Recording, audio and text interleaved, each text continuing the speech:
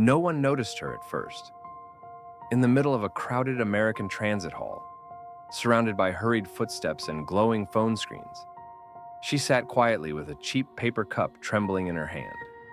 A poor single mom, eyes rimmed red from too many sleepless nights, fighting a battle no one around her cared to see.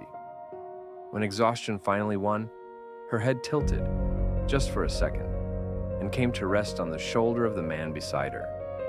The man everyone else recognized instantly. A billionaire CEO, powerful, untouchable. The kind of man whose presence alone bent rooms to his will. Gasps rippled. Phones rose. Whispers sharpened into judgment. She planned it. She's looking for money. Security should remove her. But instead of pushing her away, the billionaire froze. His body stiffened, not with anger, but with something far more dangerous: recognition. As cameras rolled and strangers laughed, he made a decision that would change both their lives. A decision that threatened his empire, his reputation, and a secret buried deep in his past. When he finally leaned down and whispered one sentence into her ear, her eyes flew open in terror, because somehow he knew her story. Before the story begins, tell us where you're watching from and what time it is in your city. We love seeing how far these stories travel.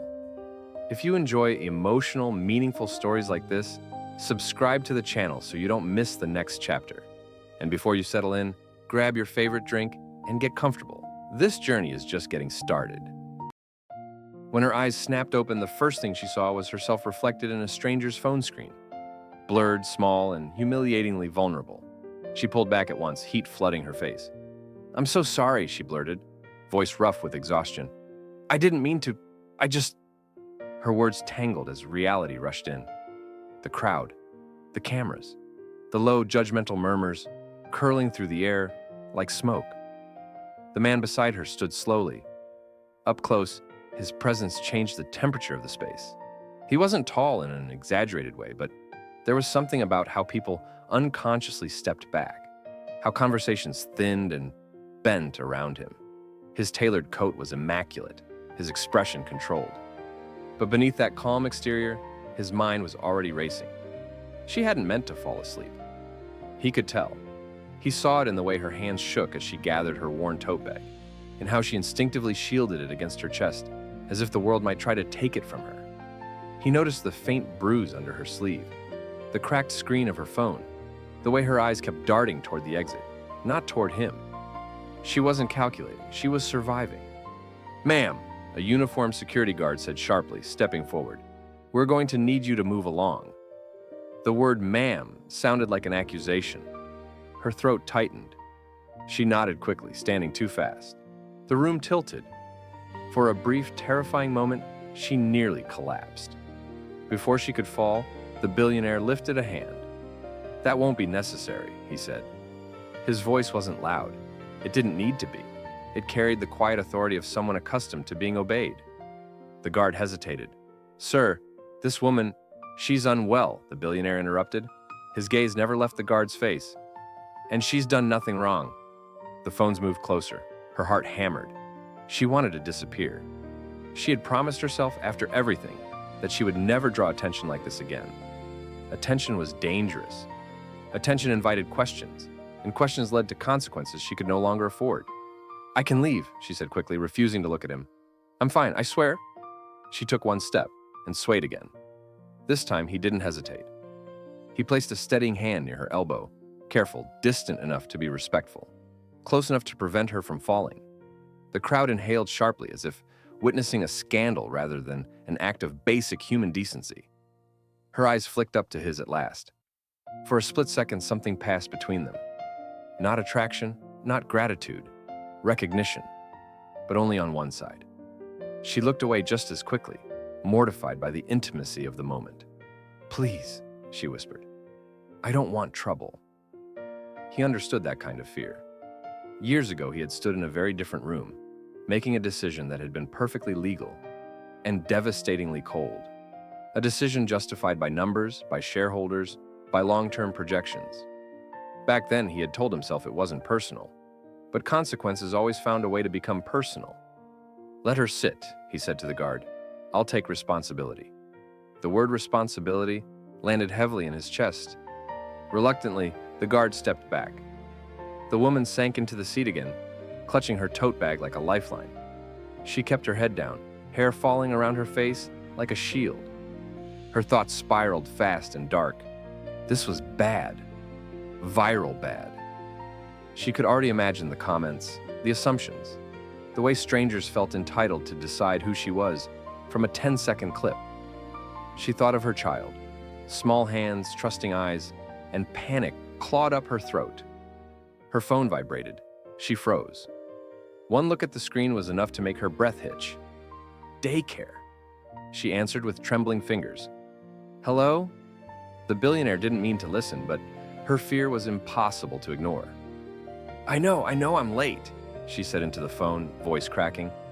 "I'm trying to get there. Please don't call anyone. I'm on my way." Her shoulders sagged as the call ended. He saw the moment hope slipped from her posture. "How far?" he asked quietly. She stiffened. "What?" "Your child," he clarified. "How far away?" She hesitated. Every instinct screamed at her not to answer, not to trust, but desperation was louder. 6 miles, she said softly, "and I don't have a car." He nodded once, already calculating time, routes, consequences. "I can help," he said, her head snapped up. "No." The refusal came fast, sharp, edged with pride and fear. I won't take money or favors." "I didn't offer money," he replied evenly. "I offered help." There was a difference. He needed her to see that. She searched his face, suspicious. People didn't help without expecting something in return. Life had taught her that lesson brutally well. "I'll figure it out," she said. "I always do." He believed her. That was the problem. But he also knew the system was not kind to women like her. It didn't forgive lateness. It didn't care about exhaustion. And it certainly didn't wait for single mothers running on empty. He leaned slightly closer, lowering his voice so only she could hear. "There's a car outside," he said. "No cameras, no statements. You get to your child on time. Then we part ways." Her pulse roared in her ears. The crowd watched, hungry for drama. Inside her tote bag, unnoticed by everyone else, a folded legal notice brushed against her fingers. Red letters, final warning. One more mark against her and she could lose everything. She closed her eyes. "Just this once," she whispered. As they stood together, preparing to walk toward the exit, the billionaire's gaze drifted to her bag. A thin hospital wristband peeked out from the open zipper, faded but unmistakable. His breath caught. He knew that hospital.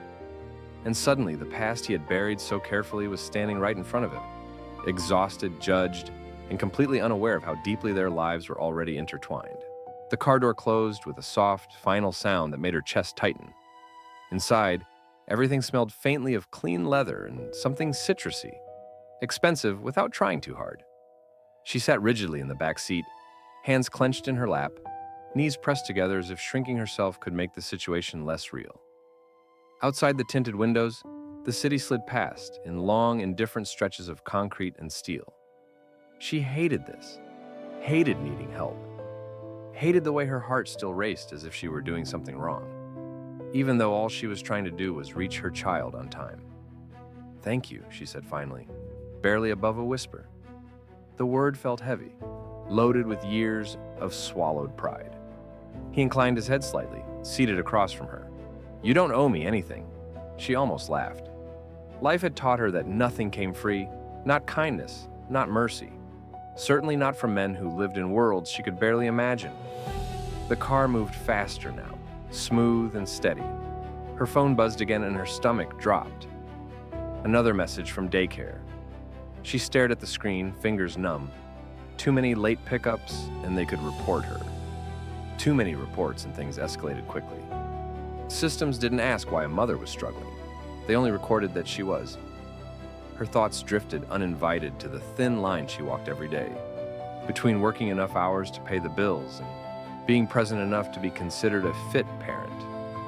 The billionaire watched her carefully, reading the tension in her shoulders, the way she bit the inside of her cheek until it whitened. He recognized that look. He had seen it once before years ago in a different context, on faces he hadn't looked at long enough back then. "What's your child's name?" he asked gently. She hesitated. Names were personal. Names gave strangers power. But the car was already turning onto a quieter street, closer to the neighborhood she knew too well.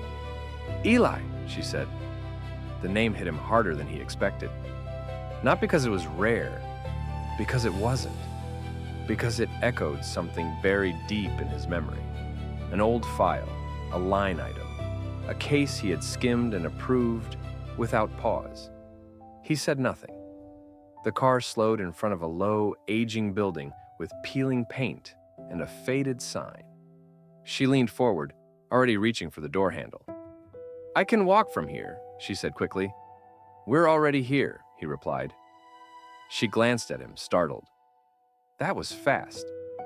"I told the driver to take the most direct route." She nodded, swallowing. There was no time to overthink it now. She stepped out, the cold air biting through her thin jacket. As she ran toward the entrance, she felt the familiar eyes on her back. Imagined this time, but no less suffocating. Inside, the daycare smelled like disinfectant and crayons. Eli sat alone at a small table, legs swinging anxiously, clutching a worn backpack to his chest. The moment he saw her, his face lit up with relief so intense it nearly broke her. "Mom, I'm here," she said, dropping to her knees and pulling him into her arms. "I'm so sorry I'm late." He shook his head fiercely. "I wasn't scared. I knew you'd come." Her throat burned. Behind her, she felt a presence. The billionaire stood just inside the doorway, careful not to intrude, yet impossible to ignore. Eli looked past her shoulder. "Who's that?" he asked, curious, unafraid. She stiffened. "No one," she said too quickly, then softer. "Just someone who helped us today." Eli tilted his head, studying the man with unsettling intensity. "Have I seen you before?" The question hung in the air. The billionaire's pulse spiked. He forced his expression to remain neutral, though every instinct screamed that this moment mattered far more than it appeared. "I don't think so," he said calmly. Eli frowned, unconvinced. "You look like the picture." Her breath caught. "Eli!" "What picture?" the billionaire asked, voice measured. "The one on the wall," Eli said. "At the big building with the fish tank. The one Mom used to point at." She froze. Years ago, when she still believed honesty would be enough, when she had taken Eli to a hospital she swore she'd never set foot in again, when she had pointed to a name engraved on a donor wall and told him, "This place exists because some people chose to help." The billionaire felt the floor shift beneath him. "I should go," she said abruptly, standing and gathering their things. Her eyes wouldn't meet his. Fear, raw and unfiltered, surged through her chest. "You don't have to explain," he said. She laughed bitterly. "That's the problem. Everyone always thinks they already understand." Outside, the driver waited. The sky had darkened, clouds gathering low and heavy. She buckled Eli into the seat, her movements efficient, practiced. "Thank you," she said again, more firmly this time, "but this is where it ends." He respected that, or told himself he did. As the car pulled away, she stared out the window, heart pounding. She had a bad feeling, one she couldn't shake, that today was not an isolated incident, that the world she had tried so desperately to keep at arm's length had finally noticed her, and it never noticed gently. Miles away in a glass-walled office overlooking the city, phones began lighting up. The clip from the transit hall had gone viral. "Billionaire CEO spotted with mystery woman," one headline read. "Staged encounter or secret affair?" another asked. Board members called. Public relations teams scrambled. A well-dressed executive watched the numbers climb and smiled thinly. Opportunity, after all, often wore the mask of scandal. Back in her small apartment, she tucked Eli into bed, forcing a smile as she read his favorite story. Only after his breathing evened out did she allow her shoulders to slump. She opened her tote bag. The legal notice slid out onto the table. Final warning. She pressed her forehead against the cool wood, tears blurring the words. Tomorrow, she would have to choose between options that all felt wrong, between dignity and survival, between truth and safety. Elsewhere, the billionaire stood alone in his office, staring at a digital copy of an old hospital wing dedication plaque. The name at the top was his, and beneath it, dates, decisions, consequences he had never fully faced. For the first time in years, he felt something dangerously close to fear. Was she wrong to accept help from a powerful stranger? Some would say yes. That pride and independence matter, that leaning on someone with wealth and influence creates an imbalance that can never be equal. That once help is accepted, freedom quietly erodes. Others would argue the opposite. That survival, especially when a child is involved, demands flexibility. That refusing help for the sake of pride can become its own form of harm. That systems are not designed to protect the vulnerable. And sometimes, the only ethical choice is the one that keeps a family intact. So where's the line? If you were a parent, exhausted and cornered, would you take help if it meant getting your child home safe? Even if it came from someone whose world you didn't trust? Or would you walk away, risking consequences no one else would ever have to face? There are no easy answers, only choices and the weight they carry. What would you have done? Share your thoughts in the comments below. Morning came too quickly. She woke before the alarm, the familiar knot already tight in her chest. The apartment was still dark, the kind of quiet that made every worry louder. She lay there for a moment, staring at the faint crack in the ceiling, calculating. Hours, dollars, favors owed to no one, because there was no one left to owe. In the small bedroom across the hall, Eli slept curled on his side, one arm wrapped around his pillow. Watching him breathe was the only thing that steadied her. She got up quietly, pulled on her work clothes, and brewed the last of the cheap coffee. As it dripped, her phone buzzed. A notification. Her stomach sank before she even looked. The video? She didn't need to open it to know what it was. She had felt it yesterday, the weight of eyes, the hunger of the crowd. Still, she tapped the screen. There she was, slumped, asleep, head on a stranger's shoulder. The caption burned. Billionaire CEO caught with random woman in public. Planned or pathetic? The comments were worse. She knew exactly what she was doing. Another gold digger. Call child services? This is suspicious. Her hands shook. She locked the phone and slid it face down on the counter as if that could make it disappear. By the time she dropped Eli at school, whispers followed her like shadows. A woman she'd once shared polite smiles with avoided her gaze. Another stared openly, curiosity sharpening into judgment. At work, it was no better. Her manager called her into the back office before she'd even clocked in. "I don't want trouble," he said, folding his arms, "and I don't want reporters sniffing around this place." "I've never brought trouble here," she said quietly. He glanced at his screen, the paused image of her frozen mid-sleep. That doesn't matter anymore. Perception does. She worked her shift with a knot in her throat, every small mistake amplified by the knowledge that eyes were watching. When her phone buzzed again near the end of the day, she already knew it wouldn't be good news. Her hours for next week had been cut. Outside, the wind cut through her jacket as she stood on the sidewalk, staring at the schedule taped to the window. Less hours meant less pay. Less pay meant falling behind. Again. That evening, she sat at the small kitchen table. Bills spread out like accusations. Rent, utilities, a medical invoice she still didn't understand, and the legal notice, its red letters screaming urgency. Her phone buzzed once more. Unknown number. She almost ignored it. Almost. "I told you not to contact me," she said the moment the call connected, voice tight. "I know," the billionaire replied.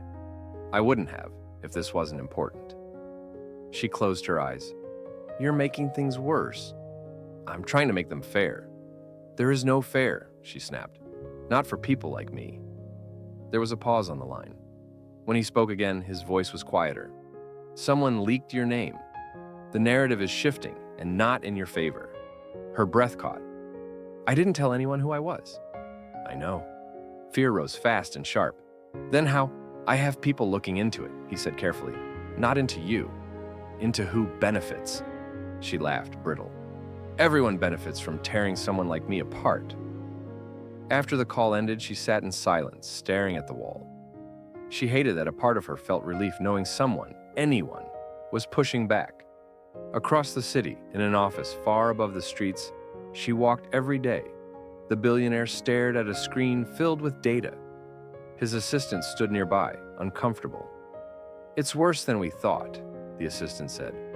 There's coordinated amplification, bots, influencer cross-posts. Who? He asked. A senior executive, the assistant replied. Someone close to the board. The billionaire exhaled slowly. He had suspected as much. Opportunity always attracted predators. He dismissed the assistant and turned back to the window. Years ago, he had told himself distance was professionalism. That detachment made better leaders. Now, he watched the city and wondered how many lives he had reduced to numbers without ever seeing the aftermath. The next day, she found a box outside her apartment door. Groceries, fresh fruit, milk, things she hadn't been able to afford in weeks. No note. Her chest tightened. She knew exactly who it was from. She carried the box inside, set it on the counter, and stared at it for a long time. Pride warred with practicality. Eli would need breakfast. She would need energy to work. In the end, she did the only thing that still felt like hers to control. She packed the groceries back into the box and carried it to the donation bin down the street. When she returned, her phone buzzed. I saw, the billionaire said. You shouldn't be watching my door, she replied sharply. I wasn't, he said. Someone else was. That stopped her cold. What do you mean, she asked. Someone's building a case, he said. Late pickups, online accusations, anonymous complaints. Her knees weakened. They're trying to take my child. Not if I can help it. I don't want your help, she said, voice breaking. I want them to leave us alone. Silence stretched between them. I can't promise that, he said finally. But I can promise this. If you go down, it won't be quietly. That night, after Eli fell asleep, she sat on the edge of the bed, staring at the wall. She thought about the loan offer sitting unopened in her email. High interest, fast cash, no questions asked. She thought about signing it, about breathing easier for 1 month before everything collapsed. Her phone buzzed. Another message. Different sender. A job posting. Administrative role. Entry level. Benefits included. At his company. Her heart pounded. A job like that could change everything. Stability. Health insurance. No more guessing which bill could wait. Then, the fear set in. Working there would tie her to him. To the scandal. To the people who already wanted to see her fail. She deleted the message. Then, slowly, she opened it again. Across town, the billionaire stood in his office, watching the city lights flicker on one by one. He had crossed a line by sending that posting. He knew it, but he also knew this. Doing nothing was no longer an option he could live with. He picked up an old photo from his desk drawer, one he rarely allowed himself to look at. A hospital wing dedication. A smiling younger version of himself. Applause. Cameras. Back then, he had believed his name on that wall meant something good. Now, he wasn't so sure. As she lay awake that night, staring at the ceiling, one thought refused to let her rest. If she accepted the job, she might save her family. If she didn't, the system might destroy it. Either way, tomorrow would force her to choose. She stood outside the glass building longer than necessary, counting her breaths. The lobby doors reflected her back at her. Tidy but worn coat, scuffed shoes she'd polished by hand, hair pulled into a neat knot that still refused to hide the strain around her eyes. She looked like someone trying very hard to belong somewhere that had never expected her. Inside, everything gleamed. Stone floors that never chipped. Walls that carried art instead of notices. People moved with purpose, badges swinging at their sides, conversations clipped and confident. No one hurried the way she did every day. No one looked over their shoulder the way she did, as if a single mistake could collapse everything. She almost turned around. Then her phone buzzed. Interview in conference room C. You're not late. She swallowed and stepped inside. Conference room C was bright and cool, the air faintly scented with citrus and polished wood. 3 people sat at the table, 2 women and a man, expressions professional, neutral. No smiles, no judgment, at least not openly. She introduced herself, hands folded tightly in her lap. The questions came steadily. Work history, gaps in employment, skills she'd learned on the fly because no one else was going to save her. She answered honestly, choosing truth over polish. She spoke about juggling schedules, solving problems under pressure, managing people who didn't want to be managed. When they asked why she wanted the job, her voice wavered only slightly. Because I need stability, she said, and because I'm good at what I do, even if my resume doesn't look like yours. The man nodded, thoughtful. One of the women made a note. No one mentioned the video. No one mentioned him. She left the room unsure whether that was a good sign or a bad one. In the hallway outside, she nearly collided with someone turning the corner too quickly. He caught her arm before she could stumble. Sorry, he said automatically, then froze. She felt it too. That sudden stillness, the shift in the air. You shouldn't be here, she said, pulling her arm back. He nodded once. I know. They stood facing each other in the quiet hallway. The hum of the building, a distant backdrop. Up close, she could see the tension etched deeper into his face than before. Dark circles under his eyes, a jaw clenched too often. Did you arrange this? She asked. I made sure you got an interview, he said, nothing more. That's still something. Yes, he agreed. It is. She crossed her arms. I don't want favors. I'm not offering favors, he said. I'm offering an opportunity you're qualified for. And if I say no, then I'll respect it. She studied him, searching for the hidden strings she was sure must exist. But all she saw was restraint and something else, something that looked dangerously like guilt. Before she could respond, a voice cut through the hallway. There you are. A woman approached, heels clicking sharply against the floor. She was elegant in a way that suggested effort disguised as ease. Her smile was perfect. Her eyes were not. Board meeting in 10, the woman said to him, then turned to the single mom. And you must be the woman from the video. The words landed like a slap. Her spine straightened. I'm here for an interview. The woman's smile widened. Of course you are. He stepped slightly forward, subtle but unmistakable. That's enough. The woman tilted her head. I'm only being friendly. No, he said evenly. You're being strategic. The air thickened. People passed at a distance, pretending not to watch. The woman's gaze flicked back to the single mom, assessing, measuring. Careful, she said softly. This place has a long memory. Then she turned and walked away. The single mom exhaled shakily. That, she said, is exactly what I'm afraid of. He watched the woman disappear down the hall. You should be. That afternoon, she picked Eli up from school with a forced smile.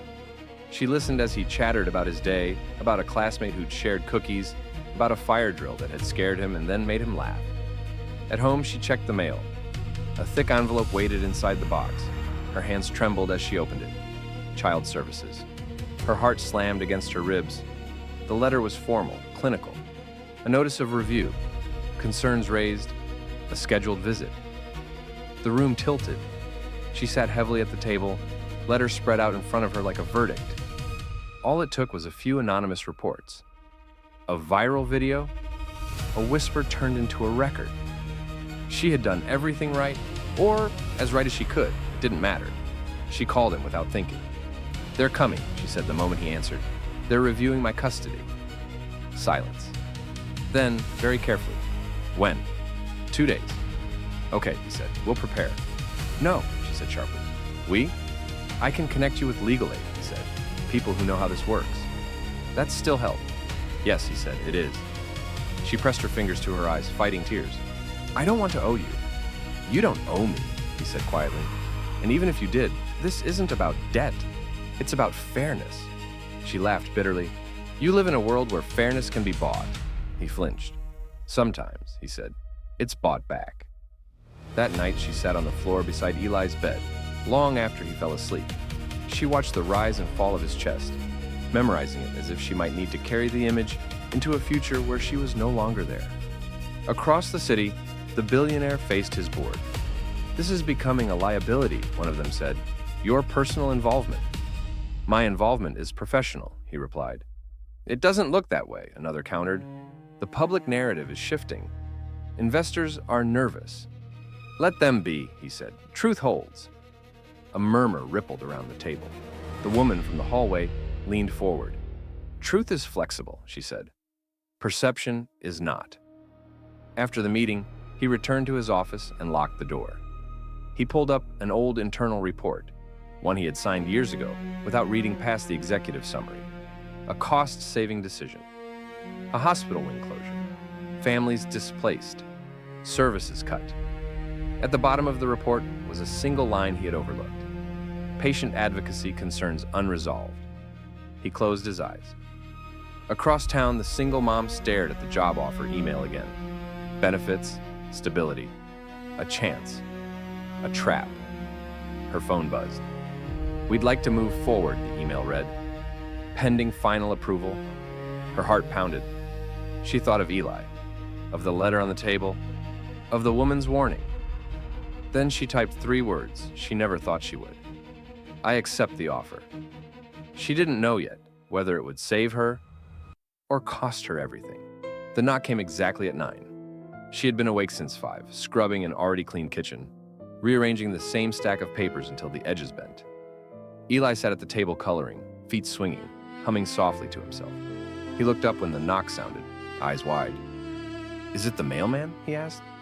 "No," she said, forcing a smile that didn't quite reach her eyes. "Just some people who want to talk."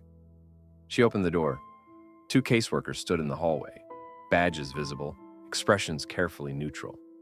One was older, with tired eyes that suggested she had seen this story many times before. The other was younger, clipboard held like a shield. They introduced themselves. They explained the purpose of the visit. They stepped inside. The apartment felt smaller with them in it. They asked about her work schedule, about childcare, about finances, about the video. Their questions were polite, but each one landed like a test. She was terrified of failing. She answered honestly. She always had. "Yes, I work late sometimes. Yes, I struggle financially. No, my child has never gone hungry. Yes, I accepted help recently." That last one made the younger caseworker pause. "Help from whom?" she asked. She hesitated. "A friend," she said finally. It wasn't a lie, not entirely. Eli watched from the table, too quiet, eyes moving between faces. When the older caseworker knelt to his level and asked how he liked school, he brightened instantly, chattering about his favorite book and the class pet hamster. The older woman listened, really listened. That mattered more than she realized. After an hour that felt like a lifetime, the caseworkers gathered their things. "We'll be in touch," the younger one said. The door closed behind them with a soft click that echoed too loudly. Her knees gave out. She sank onto the couch, hands shaking. "I did good, right?" Eli asked, climbing up beside her. She pulled him close. "You did perfect." Across the city, the billionaire stood in a quiet office with a legal aid attorney on speakerphone. He had insisted on anonymity, but the attorney knew exactly who he was anyway. "The complaints appear coordinated," the attorney said. "Anonymous tips tied to online harassment. We can challenge them." "Do it," he said. "It won't be invisible," the attorney warned. "Your involvement could surface." "I know." He ended the call and leaned back, staring at the ceiling. For years, he had mastered distance. Now, every instinct pushed him closer to the fire. His phone buzzed. She was calling. "They came," she said. "They looked at everything." "And?" he asked. "And I survived," she said, a weak laugh threading through the fear. "For now." "Good," he said. Then, before he could stop himself, "I'm proud of you." Silence stretched between them. "That's not your place," she said quietly. He swallowed. "You're right." Later that day, she started her new job. Her badge felt heavy around her neck as she walked through the building. People smiled politely, some stared, A few whispered, thinking she wouldn't notice. She noticed. Her desk was small, tucked near a window. The work was straightforward: scheduling, coordination, emails, things she knew how to do, things she was good at. At noon, she went to the break room and found it empty. She sat alone, eating a sandwich she'd made at home, watching the city through the glass. She wanted this to work. She needed it to. The door opened. He stepped in, then stopped when he saw her. "I didn't know you'd be here," he said. "You own the building," she replied dryly. "It's not exactly a surprise." He almost smiled. They stood there, awkward, the weight of everything unsaid pressing down. "Why are you really helping me?" she asked suddenly. He didn't deflect this time. "Because years ago," he said slowly, "I made a decision that hurt people. I never had to look in the eye. I told myself it was necessary, that it was just business." She felt her chest tighten. "And now?" she asked. "Now," he said, "I'm looking." Her hands curled into fists. "So I'm your redemption?" "No," he said firmly. "You're a person, and I don't get to use you for anything." She studied his face, searching for manipulation. She found fear instead. "I don't want pity," she said. "I know. I don't want saving. I know. I want control over my life." He nodded. "Then take it. I'll stand where you tell me to stand." That night, she went home, exhausted but steadier than she had been in weeks. Eli did his homework at the table while she cooked dinner, the normalcy almost painful in its sweetness. Her phone buzzed again, unknown number. This time, when she answered, the voice on the other end was smooth and unmistakably pleased. "You should be careful," the woman from the hallway said. "You're standing very close to a fall." Her pulse quickened. "What do you want?" "I want this nuisance gone," the woman replied. "And you're in the way." The line went dead. Across town, the billionaire sat alone, staring at the old report again. He had dug deeper now, much deeper. The hospital wing, the closure, the redirected funds, and one sealed file marked, "Do not reopen." He knew what was inside without reading it. Proof of who had pushed the decision, of who had silenced the complaints, of who had benefited most when the wing closed. If he opened it, there would be no going back. He thought of the woman eating dinner with her child, of the fear in her voice that morning, of the choice she made every day to keep going anyway. He clicked the file open, and with that single act, the balance of power began to shift. When a system is stacked against someone, is it ethical to use power to correct it? Some believe justice must be blind, that everyone should face the same rules, the same process, no matter how unequal the starting line is. From that perspective, influence is dangerous. It bends outcomes. It risks turning fairness into favoritism. But others argue that pretending the system is neutral only protects those it already serves. If power was used to create harm, shouldn't power be used to undo it? Is refusing help from someone influential truly moral? Or is it a luxury only the secure can afford? There's also the question of agency. Does accepting help mean surrendering control? Or can it be a partnership where dignity remains intact and boundaries are honored? Imagine being a parent with everything to lose. If the only way to protect your child is to accept assistance from someone powerful, do you take it, knowing the optics may be unfair? Or do you risk losing what matters most to preserve principle? There is no simple answer. But the question remains, when justice fails, what does responsibility demand of those who can intervene? What would you choose? Share your thoughts in the comments below. The gala glittered the way only money could make things glitter, polished, distant, and faintly unreal. Crystal lights spilled across marble floors. Laughter floated like perfume, practiced and light. Cameras hovered at the edges of the room, hungry but restrained, waiting for permission to feast. Every smile here had a purpose. Every handshake kept score. She stood just inside the entrance, fingers tightening around the thin strap of her borrowed dress. It wasn't expensive. It didn't need to be. It fit her well enough, and that alone felt like a small victory. Still, she could feel the difference, the invisible line separating people who belonged from people who were tolerated. Eli stayed close to her side, his small hand tucked into hers. He looked around with open curiosity, not fear. Children didn't understand hierarchies yet. They sensed kindness and threat, not status. "Why is it so shiny?" he whispered. She almost smiled. "Because they want everyone to look at the light and not ask questions." He nodded solemnly as if that made perfect sense. Across the room, the billionaire watched them arrive. His chest tightened, not with pride, not with desire, but with something heavier: responsibility. He had agreed to this event knowing exactly what it was: a trap, dressed as charity. The board had insisted. The donors expected a performance.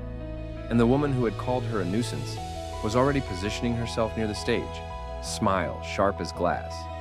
He caught the single mom's eye, just for a moment. He didn't wave, he didn't approach. He only inclined his head slightly, a silent acknowledgement, a promise he wasn't sure he could keep. The program began. Speeches followed speeches, words stacked neatly atop one another. Impact, legacy, compassion. Applause rose on cue, warm and hollow. She listened, arms folded loosely, noticing how often people spoke about families without ever looking at one. Then it happened. "And now," the woman at the microphone said brightly, "we'd like to invite a very special guest to join us." The lights shifted. She felt it before she heard her name, the subtle tightening of the room, the way attention snapped into place like a trap springing shut. Her name. Eli looked up at her. "Mom?" Her heart pounded. This was exactly what she had feared. Exactly what she had come prepared for, and yet hoped wouldn't happen. She could refuse, walk out, protect herself. But walking out would look like guilt, and guilt was the language they already spoke fluently. She squeezed Eli's hand. "Stay right here," she whispered. "I want to come," he said. She hesitated, then nodded. "Okay, but stay close." They walked toward the stage together. Applause followed them, polite, curious, edged with something sharper. Phones rose discreetly. Live streams resumed. The woman at the microphone beamed. "This brave young mother has been the subject of much attention lately," she said, "and we thought it was important to hear directly from her." Brave. The word felt like a cage. "Tell us," the woman continued, "what it meant to you to receive help from such a generous organization." The implication was clear. Gratitude was expected. Performance required. She stepped closer to the microphone. For a moment, she said nothing. The silence stretched. People shifted. Smiles tightened. Then she spoke. "I didn't come here to say thank you," she said calmly, "because I wasn't helped by an organization. I was helped by a person who saw me struggling and didn't turn away." A ripple moved through the room. "I didn't plan to be tired in public," she continued. "I didn't plan for my life to become entertainment, and I didn't plan to need help." She paused, glancing down at Eli. He looked back at her, steady and trusting. "But here's what I did plan," she said. "I plan to show up for my child, every day, even when I'm judged, even when people decide who I am from a single moment they didn't bother to understand." The woman at the microphone shifted, trying to interject. "Of course, but..." "And I planned," the single mom continued, voice firm now, "to keep my dignity. That means I won't pretend gratitude for a narrative that was built without my consent." The room went very still. Eli tugged her hand. "Mom," he whispered a little too loudly, "is this the place with the fish tank?" A few people chuckled nervously. She felt her breath hitch. "Yes," she said softly, "it is." He turned toward the audience, innocent and unafraid. "This is where you told me people were supposed to help other people." A murmur rippled outward. The billionaire's blood ran cold. The woman on stage laughed lightly. Children say the sweetest things, but the moment had shifted. Something fragile had cracked. "I remember this place," Eli continued, undeterred. "We came here when I was little. You cried a lot after." She froze.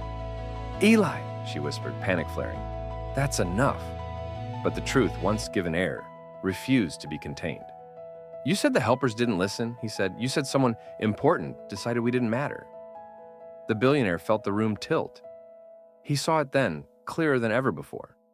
The dates, the hospital wing, the complaints buried under legal language, the child who remembered the fish tank. He stepped forward. "Stop," he said. His voice cut through the room, sharp and undeniable. Every camera swung toward him. "This event is over," he said. The woman at the microphone stared at him, stunned. "You can't be serious." "I am," he replied. "And if anyone here believes this is charity, then you've missed the point entirely." He walked onto the stage. Gasps followed him like a wave. He stopped beside the single mom and her child, his presence a shield he did not announce, but simply became. "This woman does not owe us a performance," he said, "and she does not owe me gratitude." The woman's smile cracked. "You're making a mistake." "No," he said quietly. "I've already made one. I won't make another." He turned to the audience. "Years ago," he continued, "decisions were made in rooms like this. Clean, legal, detached, and families paid the price. The room buzzed now, electric with unease. I believed distance protected me from responsibility, he said. I was wrong." The woman on stage stepped back, eyes flashing with anger. "You don't know what you're doing," she hissed. "I do," he replied. "And tonight, so will everyone else." He looked down at the single mom. "I need you to trust me," he said quietly, "just for what comes next." Her heart raced. Everything in her screamed to pull Eli close and run, but she saw it then. The resolve in his eyes. Not saviorhood, not pity, accountability. She nodded once. In the crowd, a man raised his phone higher, whispering, "This is going to blow up." And somewhere deep in the building, a sealed file waited to be brought into the light. The building emptied more quietly than it had filled. Guests left in clusters, voices low, phones glowing in their hands as they rewound what they had just witnessed.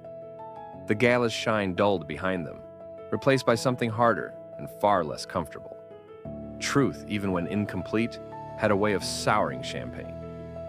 Backstage, the single mom sat on a narrow bench, Eli leaning against her side. His head rested on her shoulder now, not from exhaustion, but from the steady calm that followed a storm. She stroked his hair, counting the seconds between breaths, grounding herself in the ordinary. Across the room, the billionaire spoke with his legal counsel, voice low, controlled. The woman who had tried to corner her on stage stood a few feet away, fury contained beneath practiced composure. She was smiling again. That worried him more than anger ever could. "We can't stop this now," the attorney said. "If you go forward, it all comes out." "That's the point," he replied. "You'll lose control of the narrative." He glanced at the bench, at the woman who refused to perform gratitude, at the child who had spoken without fear. "I never deserved control," he said. The sealed file arrived an hour later. It was thinner than he expected. Fewer pages, fewer words. That, somehow, made it worse. He closed himself into a private office and opened it. The report detailed the hospital wing closure, how funding had been redirected to a different project with higher visibility and faster returns. It listed concerns raised by patient advocates. It documented a recommendation to delay the closure until alternative services were secured. And then it recorded the override. Not his signature, hers. The woman from the board, the one who smiled too easily, the one who had warned the single mom to be careful. He felt a cold clarity settle over him. He hadn't been the architect of the harm, but he had been its shield, his name, his reputation, his silence. Outside the office, the single mom paced slowly, phone pressed to her ear.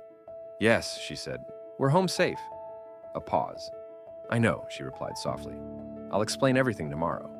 She ended the call and leaned her forehead against the wall. Her legs trembled now that the adrenaline was gone. She had stood on a stage and spoken truth to people who believed truth was a commodity. She had no idea what came next. The door opened. He stepped out, file in hand. "I need to tell you something," he said. She straightened, instinctively placing herself between him and Eli. "Not here," she said. He nodded. "Of course." They drove in silence, the city lights blurring past. When they reached her apartment, he stayed by the door, respecting the boundary she had drawn so carefully. Inside, Eli curled up on the couch with a blanket, already half asleep. She turned to face the billionaire, heart pounding. "Say it," she said. He handed her the file. She hesitated, then opened it. Her eyes moved quickly, scanning the words, the dates. Her breath caught. "This," she said, voice unsteady, "is what I tried to stop." He watched her closely. "You were there." "I was a patient advocate," she said, "after Eli was born. After his complications, that wing saved us. And when they announced the closure, we begged them to wait." She swallowed. "They didn't. And you filed complaints," he said. "Yes." "They were buried," he said quietly. She laughed, hollow. "Of course they were." The realization settled between them, heavy and undeniable. Their lives had intersected long before the transit hall, long before the viral clip, long before he had recognized the hospital wristband. "I didn't know," he said, "but I should have." She looked at him, eyes sharp with pain. "You signed off on the report." "I signed off on the summary," he said. "I trusted the system I helped build." "That doesn't make it better," she said. "I know." Silence stretched. "Why show me this now?" she asked. "Because tomorrow," he said, "I'm releasing it. All of it." Her heart lurched. "That will destroy her." "It will expose her," he corrected. "And it will expose me." She stared at the file again. "And what happens to us?" "That," he said carefully, "depends on what you choose." She closed the folder. "I won't be your evidence. I wouldn't ask you to be. I won't stand on another stage," she continued. "I won't relive this for their catharsis." "I know." She searched his face, looking for the catch. "Then why am I here?" "Because you deserve to know the truth," he said. "And because I wanted to tell you before you heard it from anyone else." Her shoulders sagged. The fight drained out of her, leaving only exhaustion. The next morning, the story broke. Documents leaked, names named, timelines reconstructed. Headlines shifted from scandal to accountability. The narrative turned sharply, cutting those who had shaped it carelessly. The board convened an emergency session. The woman denied everything, smooth, practiced, furious beneath the surface. But the file was thorough, the paper trail unbroken, the complaints time-stamped and ignored. He testified, not in defense, in admission. "I failed to look closely," he said. "I failed to listen. And I benefited from the harm that followed." Reporters leaned forward, pens scratched. "Will you resign?" someone asked. He paused. The question echoed in his chest. "I will accept whatever consequence restores trust," he said, "including stepping down if that's what justice requires." Across town, the single mom watched the broadcast with Eli curled beside her. She covered his ears when voices rose, when the images flashed too brightly. "This is about us?" he asked sleepily. "It started that way," she said. "But now, it's about something bigger." Her phone buzzed. Messages from neighbors who had once looked away, from co-workers who had whispered, from strangers apologizing. She ignored most of them. Another message came in. Different tone, different sender. The woman. "You think this ends me?" The message read, "Be careful. Power doesn't disappear. It moves." The single mom deleted it. That afternoon, child services called. The complaints were dismissed. The review closed. She sank onto the couch, relief flooding her so fast it made her dizzy. Eli hugged her, laughing without knowing why. Later, the billionaire stood alone in his office, cardboard boxes stacked neatly by the door. He had cleared his personal items in preparation for whatever came next. The board would decide soon. He didn't regret it. He looked out at the city and felt something unfamiliar. Lightness, not happiness, not relief, honesty. That evening, he received a message. "I'm not ready to forgive you," it read, "but I see what you're trying to do." He closed his eyes. It was enough. For now. Outside, the city moved on. Imperfect, unjust, relentless. But somewhere within it, a balance had shifted. And for the first time, both of them understood that the truth, once released, had a momentum of its own. The city woke up angry. Morning shows replayed the gala footage on loop, freezing on the moment the billionaire stepped onto the stage, on the child's small voice cutting through the polished lies. Headlines hardened overnight, trading speculation for names, dates, documents. The word accountability appeared everywhere, splashed across screens, printed in bold, spoken with varying degrees of sincerity. In a quiet apartment across town, the single mom made breakfast with shaking hands. She cracked eggs too hard, burned the toast, didn't care. Eli sat at the table, swinging his legs, humming softly. He didn't know the stakes. He only knew that his mother was here, that she smiled more today than she had yesterday, that the air felt lighter. Her phone rang. She froze. Unknown number. She answered anyway. "This is your caseworker," a calm voice said. "I wanted to update you personally." Her breath caught. She gripped the counter. "The review is officially closed," the caseworker continued. "The complaints were determined to be malicious and unfounded." Her knees buckled. She sank into a chair. "You did nothing wrong," the voice added. "I'm sorry it took this long." Tears blurred her vision. "Thank you." When the call ended, she pressed her forehead against the table and let herself cry. Not from fear this time, but from release. The kind that left her hollow and aching and still standing. Across the city, the boardroom doors closed with a final, resonant click. Inside, the atmosphere was brittle. Papers lay spread across the table. Screens glowed with timelines and excerpts from the sealed file, now unsealed, dissected by legal teams and public opinion alike. The woman sat at the far end of the table, posture immaculate. "This is a witch hunt," she said smoothly. "He's throwing me to the wolves to save his own image." Eyes turned toward the billionaire. He didn't flinch. "I'm not saving my image," he said. "I'm ending a lie." The board chair cleared his throat. "The documents indicate you overrode recommendations to delay the hospital wing closure." "I did," the woman replied coolly, "within my authority." "And the patient advocacy complaints?" another board member asked. "Handled appropriately," she said. He slid a document across the table. "They weren't," he said. "They were buried." The room stilled. "Your office rerouted them," he continued. "Your assistant logged the directive. The timestamps align with the funding transfer that benefited your portfolio." Her smile faltered, just barely. "You can't prove intent," she snapped. "I don't need to," he said. "Only impact." Silence pressed in. The board chair exhaled. "We're suspending you pending investigation." Her chair scraped sharply as she stood. "You think this is justice?" she hissed, eyes flashing. "You think tearing me down fixes what's broken?" "No," he said quietly, "but it stops you from breaking more." She laughed, sharp and bitter. "You'll regret this." She walked out without looking back. Later that afternoon, reporters gathered outside the building, voices overlapping, cameras trained on the doors. When he stepped out, the noise surged. "Are you resigning? Did you know about the complaints? Is this about the woman from the video?" He stopped. He didn't owe them anything, but he had learned that silence had consequences. "I failed," he said simply, "and I'm taking responsibility." The questions came faster. "What does that mean?" "It means stepping back from control," he said, "and stepping toward repair." Inside a smaller office nearby, the single mom watched the live stream on her phone, heart pounding. Eli leaned against her side, half asleep. "Is he in trouble?" he asked softly. "He's facing consequences," she said. "That's not the same thing." Her phone buzzed again, this time with a message she hadn't expected. "We need your statement," it read. "On your terms." She stared at the screen. She had said she wouldn't be evidence. She had meant it.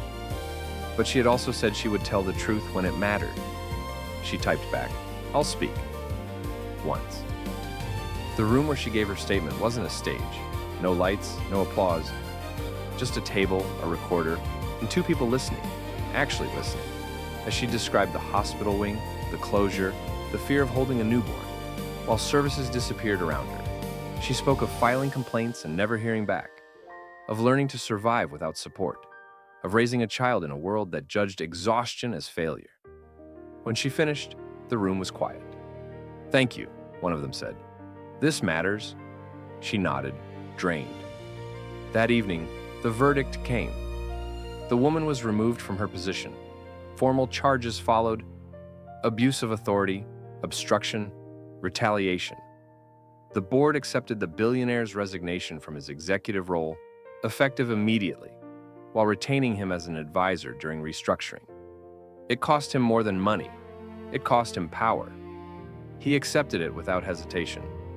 The next day, the single mom walked into work and felt something new: respect. Not universal, not perfect, but real. Her desk felt like hers now. Her badge no longer burned against her chest. At lunch, she checked her bank app and blinked. A deposit. She panicked, then read the memo. Back pay adjustment. Apologies for prior hours reduced. She closed her eyes. Across town, the billionaire packed the last of his things into a box. His office was smaller now, quieter. He didn't miss the corner view. His phone buzzed. I spoke. Her message read, "On my terms." He smiled faintly. That evening, they met. Not in a grand space, not under scrutiny, but on a public bench near a small park. Eli chased pigeons nearby, laughter bright and unburdened. "I didn't do this for you," she said, sitting down. "I know," he replied. "I won't pretend this makes us even," she continued. "I wouldn't ask you to." She watched her child run. "But I see the difference between someone who wants to be seen as good and someone who's willing to lose something to do better." He nodded. "I lost more than I expected." "And you'll lose more," she said honestly. "Change doesn't stop at one choice." "I'm counting on it," he said. They sat in companionable silence, the city breathing around them. For the first time since the transit hall, the future didn't feel like a threat. It felt unwritten. The city felt different once the noise settled. Not quieter, cities never truly were, but steadier, as if something jagged had finally been named and filed away. News cycles moved on, as they always did, chasing fresher outrage.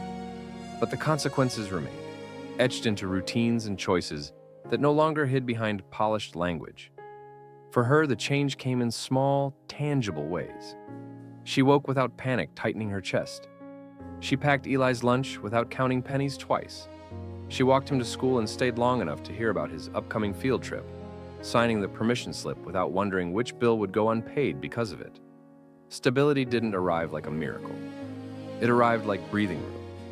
At work, she settled into a rhythm. She learned names, she learned systems. She learned that competence, when finally given space, grew fast. The whispers faded. Some people apologized. Others pretended nothing had happened. She didn't need their approval. Her manager called her into the office one afternoon, expression careful. "We'd like to discuss a longer-term role," he said, "with growth." She nodded, steady. "I'm interested." When she picked Eli up that day, he ran toward her, waving a paper airplane.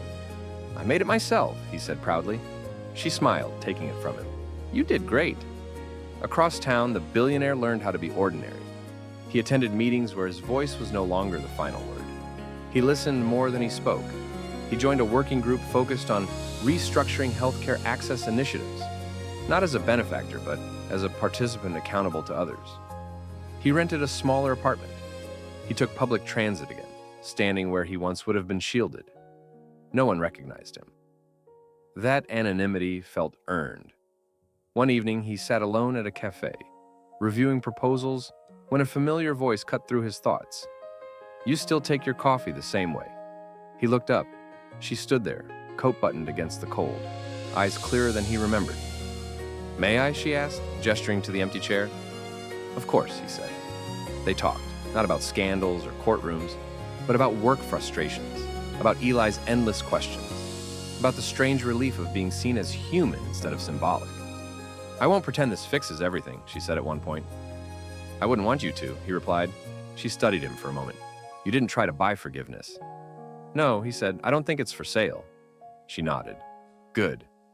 Outside, winter edged closer. Inside, warmth lingered. Weeks passed. The woman who had once wielded power like a weapon faced trial. Not everything stuck. Not every harm could be undone. But enough did. Enough to matter. The system didn't collapse. It adjusted. One afternoon, she received an email confirming Eli's spot in an after-school program with tutoring support. She stared at the screen, stunned by how simple it was.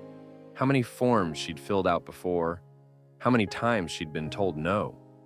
That night, she tucked Eli into bed and sat beside him longer than usual. "Mom," he said sleepily, "are we okay now?" She brushed his hair back. "We're getting there." He smiled, already drifting off. In another part of the city, the billionaire stood before a community board, presenting revised plans for patient advocacy pipelines. Real ones this time. He fielded hard questions. He welcomed them. "This won't be perfect," he said, "but it will be accountable." The board chair nodded. "That's a start." Months later, spring arrived. The park where they'd once sat in an uneasy truce filled with green again. Eli chased pigeons, laughter ringing out, fearless and free. She watched him, hands in her pockets, heart full in a way that felt earned rather than borrowed. The billionaire approached, carrying 2 cups of coffee. "For you," he said. She took it. "Thanks." They stood side by side, comfortable with silence now. "I'm moving," he said eventually. "Not far, just differently." She smiled. "Change tends to do that." He hesitated. "I don't expect—" "I know," she said gently. "We'll see where the road goes." He nodded, grateful for the honesty. As the sun dipped low, casting long shadows across the grass, she felt something she hadn't felt in a long time. Trust, not blind, not naive, chosen. And for the first time, the future didn't feel like something she had to outrun. It felt like something she could walk toward. If there's one truth this story leaves behind, it's this. You never really know what someone is carrying. Exhaustion can look like carelessness. Silence can look like guilt. Struggle can look like failure, especially when viewed through a screen, a headline, or a single frozen moment.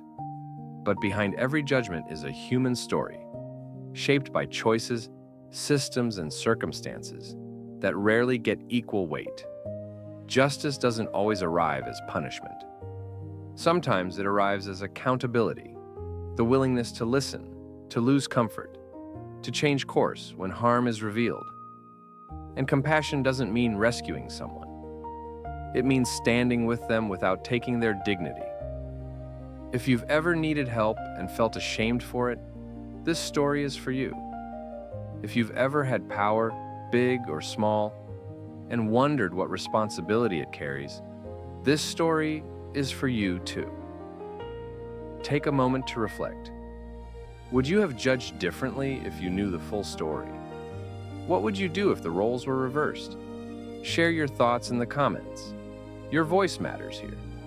If this story moved you, consider subscribing so you don't miss the next one. And before you go, take a sip of water. Stay hydrated, take care of yourself, and remember, empathy is a choice we can make every day